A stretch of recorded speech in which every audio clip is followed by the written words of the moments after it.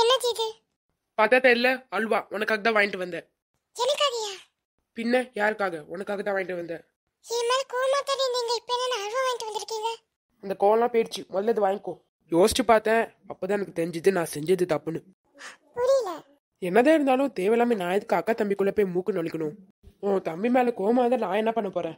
இனிமேலே நீ அவன் கூட பேசாதெல்லாம் நான் சொல்ல மாட்டேன். எனக்கு சொல்றதுக்கு உரிமையும் இல்ல. உன் தம்பி நீ பேசுற. இப்பாச்சும் உங்களுக்கு புரிஞ்சுது. எனக்கு இப்பதாங்க ரொம்ப சந்தோஷமா இருக்கு. என்னண்ணே வந்துட்டியா? என்னைய மன்னிச்சிடு. ஏண்டா? அது அண்ணி இன்னைக்கு டேஸ்டியான மீன் குழம்பு வச்சிருந்தாங்க. அப்படியா? அதை நாங்க சாப்பிட்டோம், காலி ஆயிடுச்சு. ஏண்டா ஒரு வாய் கூட மிச்சம் வைக்கல? எல்லாமே காலி ஆயிடுச்சு. மீன் குழம்பு அண்ணி எப்படி அண்ணி? அது வந்து ரவி, நீங்க சாப்பிடறதுக்கு முன்னாடி இவருக்கு எடுத்து வச்சிருந்தேன். எனக்கு தெரியும் என் பொண்டாட்டி எனக்காக எடுத்து வச்சிருப்பான்னு. சரி நீ சாப்பிடு, நான் போறேன்.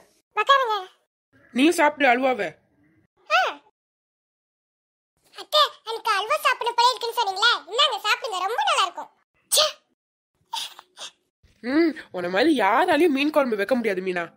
ஏங்க ரொம்ப பாராட்டாதீங்க. To be continued.